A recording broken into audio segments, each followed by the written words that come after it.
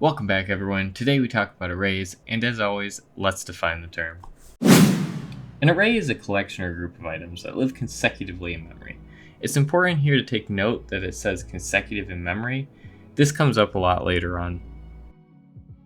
To build our intuition behind this concept, let's consider this picture which has a group of cats.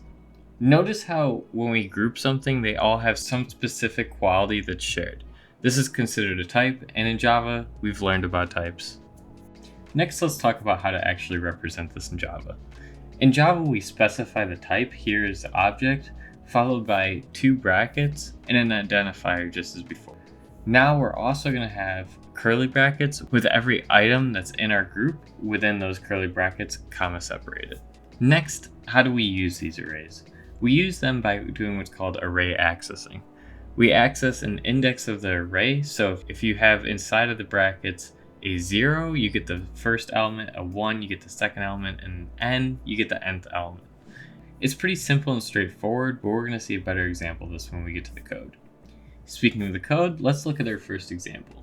A company has 3 employees, Tom, Kim, and Bill. When an employee walks in for the day, they are greeted. Simulate a normal day when they walk in the given order. It's easy to notice that the first part of this is that there's 3 employees, and those are our types. So to represent this, we're going to use strings. So let's get right into this and look at the code. Just as I stated before, we're going to use strings. So we're going to have an array of employees, and we're going to give each one of them a name inside of our curly bracket. So we say Tom, Kim, and Bill. Next, we're going to make use of our print statements and just simply print good morning to each of these employees. Next, we'll run our code and see that we get our output that we expected. Let's look at another example. This example says to represent a mathematical function with an array. This is specifically a sequence which relates to discrete, and specifically it's the Fibonacci sequence. So it goes 1, 1, 2, 3, 5, 8, 13, 21, 34, 55, and so on. Every number is based off the sum of the 2 previous numbers.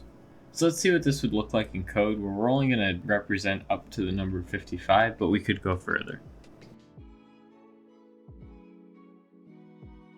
So with this example, we have integers instead of strings, so we'll make an integer array, and we'll call it fib, short for Fibonacci, and we'll just simply put in our values.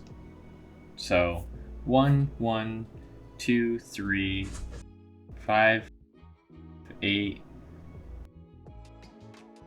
13, 21, 34, 55.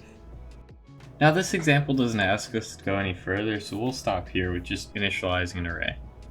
So that concludes this lesson in Java Basics, where we've now introduced arrays. Next video, we're going to get to see how to use arrays in a much fancier fashion, being able to loop them and such, and making our code a lot more dynamic. As always, if you enjoyed this content, like this video and subscribe to keep up to date with our content.